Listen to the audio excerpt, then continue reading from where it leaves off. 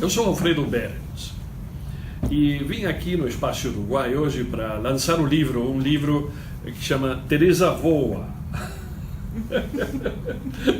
É um livro infantil, mas eu acho que tem uma mensagem muito importante, porque uma mensagem de superação e de heroísmo, coisa que falta muito na literatura brasileira. Então é por isso que hoje eu vou fazer uma apresentação do livro e casar a mensagem dele, com o que as crianças leem no Brasil. Então essa história é uma história que é para crianças, mas tem uma mensagem que permeia a história toda, que é uma mensagem de heroísmo. De heroísmo, de superação, de transformação da pessoa, que sai de uma pessoa normal a ser uma heroína, né? E depois voltará. Então ela cumpre com os requisitos da mitologia de Kanban, né? Que tem uma separação, tem obstáculos a superar e o retorno transformado. Na verdade não pensei muito nisso, mas foi assim que eu escrevi. Depois interpretei que essa era a forma correta e essa era a forma da minha história.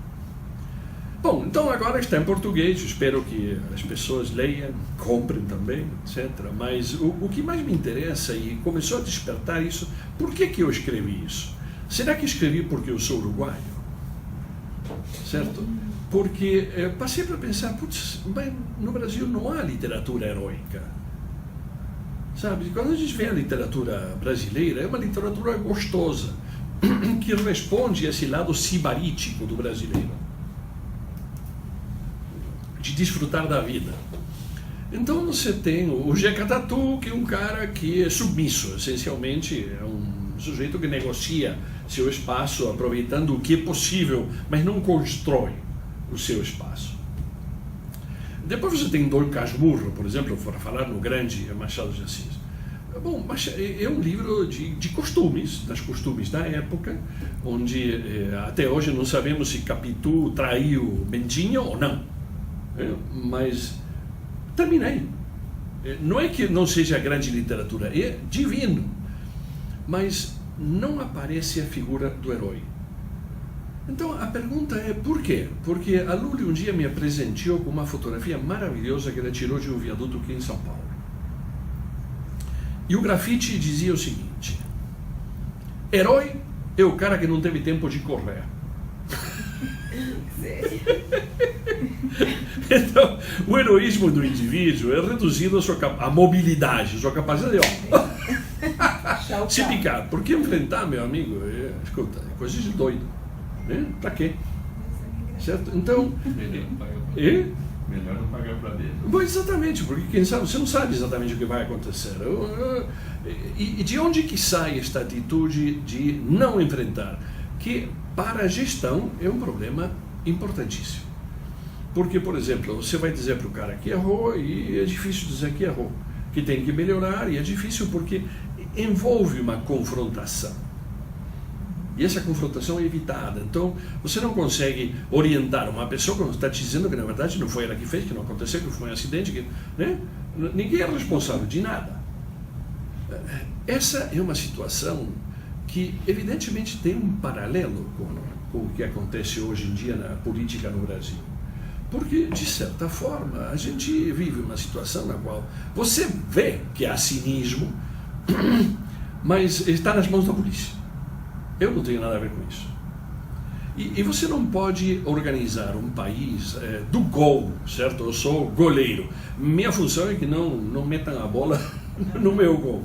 Mas você não consegue levar uma sociedade adiante com mentalidade de goleiro. Né? Então, aonde é que está essa razão do brasileiro não ter literatura heróica? Então, aí é onde entra outro tipo de atividade minha, que é de pesquisador, essencialmente isso que eu faço, sou professor. E passei a estudar as raízes dessa diferença entre quem fala português e quem fala espanhol. Porque, na verdade, era necessário explicar. Por que é que dois povos que ocupavam a mesma península, que saíram dela pelas mesmas razões, procurar um caminho para as Índias, depois da mesma história, reconquista do território durante mais de 600 anos, e que quando conseguem reconquistar o território, francamente, gente, não sobra um filósofo. certo? Porque você vira todo mundo soldado, né? Então, você ter força, você derrotar, é algo que é prezado na sociedade. Mas, uma vez que eles reconquistam, vão para onde? Porque se defrontam com o Atlântico, com o Mediterrâneo, e agora, José? Bom, acontece que houve uma coincidência. Você elimina os últimos muçulmanos do território espanhol, em Granada, né? O mesmo ano que Cristóvão Colón volta da América, né? Ou pelo menos descobre a América. Mas isso ocorreu porque quase 50 anos antes, os muçulmanos tinham tomado Constantinopla. E com isso tinham dificultado o comércio com o Oriente. E essa foi a razão, para uma vez reconquistada a Península Ibérica, os caras estavam procurando o caminho para as Índias. Portugal tinha começado antes. Isso é uma história muito interessante, porque hoje em dia Portugal é um país menos expressivo, mas naquela época era um país de pessoas extremamente audaciosas, metódicas, sabe? A escola de Sagres foi fundada para registrar o avanço de Portugal nos mares, aprender a navegar no oceano, porque agora se precisava de naus, né, que eram diferentes, outras velas, formas diferentes de dirigir o barco. Então precisava de uma escola, e a escola de Sagres foi fundada. Não tinha característica de uma escola, mas era um lugar onde se concentrava a informação. Portugal foi empurrando seus capitães, né, para navegar ao sul, procurando um caminho para as Índias. Essa era a razão do avanço português em África. Mas eles sabiam que a Índia ficava para o lado de lá, para o leste. Então eles desciam para o sul, e cada vez que encontravam uma entrada grande para o território africano, ia por aí. Por exemplo, no Congo, no rio Congo, eles chegaram até umas cascatas de Lufala, onde está escrito hoje em dia na pedra, é para ver, eu vi as fotografias, dizem, bom, no ano tal do Nosso Senhor, fulanos, estivemos aqui, meio que não é por lá, essencialmente está escrito aqui, navegar para as Índias não vai ser por aqui, volta atrás. Tudo isso ficava registrado na escola de Sagres. E iam teimando. Agora, teimaram quase 90 anos em chegar nas Índias. Se você parar para pensar quantos anos as pessoas viviam, são 3 ou 4 gerações. De você tentar registrar, não é por aí. Tanto que Cristóvão Colón foi com os portugueses até Gana. E aí ele disse, bom, esses caras não vão chegar nunca, dá licença, o caminho é pela rota do oeste, e foi embora. Mas observa, ele descobriu a América antes de que Portugal descobrisse nada. Mas Cristóvão Colón voltou para a Espanha com 2 periquitos e 2 índios. 2 barcos dos 3 que tinha ido. Foi um fracasso. Hoje em dia é difícil entender como aquele negócio todo com o descobrimento da América, quando na verdade na hora foi uma decepção, porque não encontrou o caminho para as Índias. Quando Bartolomeu Dias deu a volta do Cabo da Boa Esperança e enfrentou o amotinamento dos navegantes e voltou para Portugal, disse, encontrei o caminho, deve ser por aí. Só que não consegui ir na frente. E aí vem o lado mais interessante dessa história, porque Dom João não só tinha empurrado todo mundo para procurar o caminho para a Índia, Dom João II, estou falando aqui, quanto que quando volta Bartolomeu Dias, ele desconfia, será que eu vou mandar mais um barco? Quase afundei todos os que eu mandei, será que por lá mesmo? Então mandou 2 caras a pé para verificar. Não lembro de um, outro era de Covilha, né? Pedro de Covilha. Foram juntos e você imagina, eles fantasiados de árabes, eles foram andando, atravessaram a Espanha, chegaram na Itália, foram até Nápoles, de Nápoles cruzaram ao Cairo, os 2, certo? E sendo a época, eles tinham 2 cometidos. Encontrar o paraíso na terra, que estava associado a uma legenda de Prester John, né? Preste João, né? Que às vezes aparecia como um descendente dos 3 reis magos e portanto estava na Ásia, mas tinha outros que diziam que estava na África, concretamente na área de Etiópia. Então eles se dividem quando chegam nessa região. Um decide continuar em frente para ver se a Índia está para lá mesmo, e o outro sai para procurar o caminho de Presta-Gil.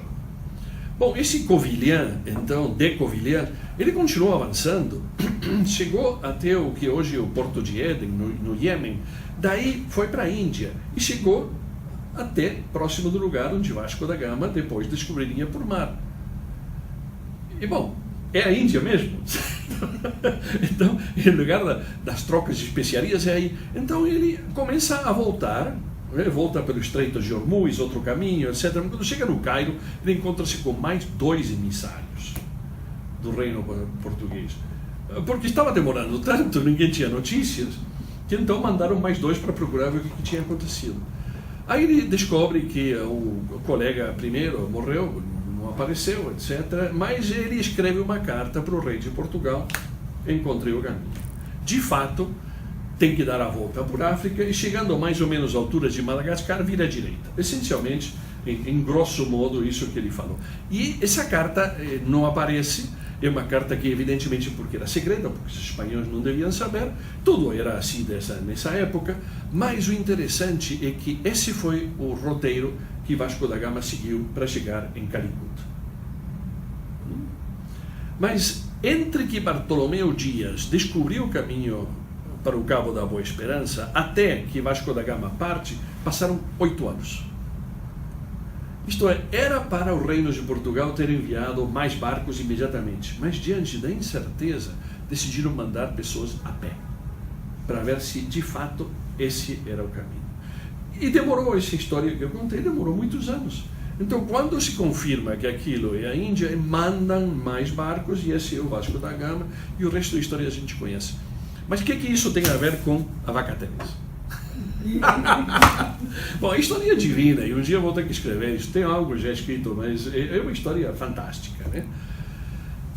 O interessante é que uma vez que Portugal descobre o caminho para as Índias, ele vira comerciante, que era o que Camões não queria. Camões não queria o vil metal, né? Camões queria ainda uma aristocracia. O último canto aristocrático de Portugal é Camões. Os espanhóis tinham descoberto o caminho às Américas, mas demoraram muito a descobrir o ouro. Mas não se convertendo em comerciantes, porque não se inseriram em nenhuma corrente comercial, eles continuaram sendo aristocratas e, portanto, beligerantes. Era o único que sabiam fazer. Quando descobriram o ouro, saquearam e com isso financiaram a sua expansão na Europa. Essa é a Espanha. E essa é a herança cultural das Américas que fala espanhol. Aristocrática e beligerante. No entanto, Portugal, ao se inserir numa corrente comercial, sabe, não pode saquear, porque se você saqueia, da próxima viagem que você chega com os barcos, todo mundo esconde os produtos. Então o negócio de comerciante tem que ser bom para ti e bom para mim. Essas são as soluções win-win que Portugal aprende a incorporar como sua forma cultural. Ao ponto que Portugal se converteu no empório. Quer dizer, se você queria coisa boa para comprar, tinha que ir para Lisboa. Foi fundada, a primeira escola de negócios do mundo foi fundada em Lisboa. Mas o que interessa é que a burguesia comercial portuguesa cresceu tanto de tamanho, de importância, que permeou a aristocracia portuguesa. Ao ponto que, quando Portugal é invadido por Napoleão, o que o Dom João VI faz? Como qualquer comerciante, faz as contas. Se eu ficar, perco tudo. Se eu me mandar, eu salvo alguma coisa. E ele então aceita a proteção dos ingleses contra a concessão da abertura dos portos no Brasil e se muda com toda a corte que conseguiu viajar com ele para lá, etc. E os portugueses ficaram literalmente a ver navios, porque ficaram na praia e o meu rei, que devia ter me defendido, se mandou. Eu paguei imposto durante tanto tempo para o quê? Certo? Esse é um awakening de Portugal, né? Dom João chega então no Brasil e, sendo já um comerciante, ele tem que financiar a coroa. Ele a financia vendendo títulos nobiliários. A ideia é, do que esses cariocas gostam? Gostam de medalhas. Então começou a vender títulos.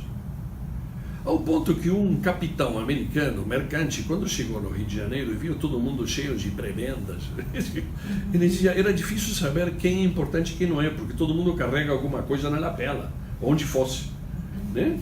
Porque tudo isso tinha sido vendido, né, para financiar a coroa portuguesa no Rio de Janeiro. Esse estilo de governo é completamente diferente do que os cariocas esperavam de uma aristocracia. Então o conto de fadas, vai chegar o príncipe, vai chegar o rei, meu amigo, não tinha nada a ver com o que chegou. E então em 1848, obrigado querido, em 1848 sai Memórias de um Sargento de Milícias. Folhetim, que depois sai em livro, mas essencialmente um livro de malandragem. Bom, temos que escapar de alguma forma. Essa história carioca de Memórias de um Sargento de Milícias permeia boa parte da literatura brasileira, que acaba eclodindo em Macunaíma, o herói sem caráter, certo? E que aparece também em Alto da Compadecida. João Grilo é um grande malandro. Então, você vê que essa coroa portuguesa, que tinha virado comerciante, ao chegar ao Brasil, não se comporta como aristocrata, se comporta como comerciante. E entre comerciantes não há heróis, há negócios. Certo? Então, tem que ser bom para mim e bom para você. Se eu não for forte o suficiente como para vencer, eu vou ter que procurar alguma forma de acomodação.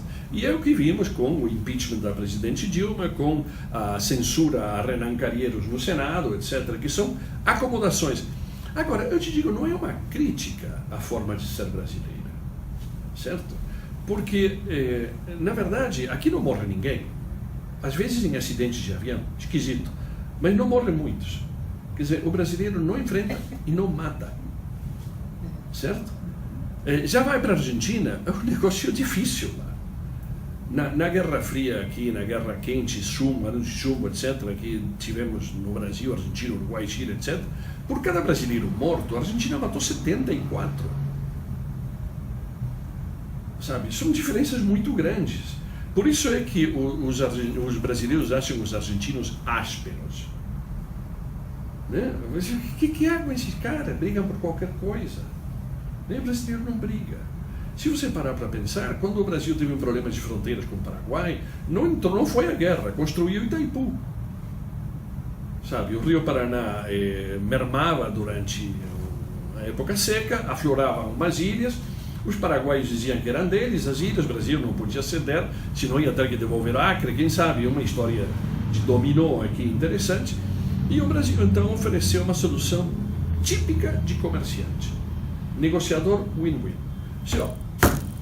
Vamos fazer o seguinte, vamos combinar que um dia, não era amanhã, não havia como, a gente vai construir uma barragem aqui.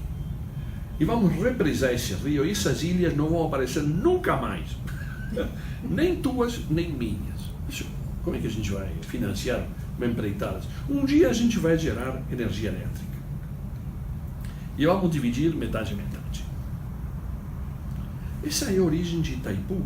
Antes de que o Brasil precisasse dessa energia, antes de que soubesse como transmiti-la economicamente, porque ficava muito longe de São Paulo, mas era uma solução para evitar a confrontação.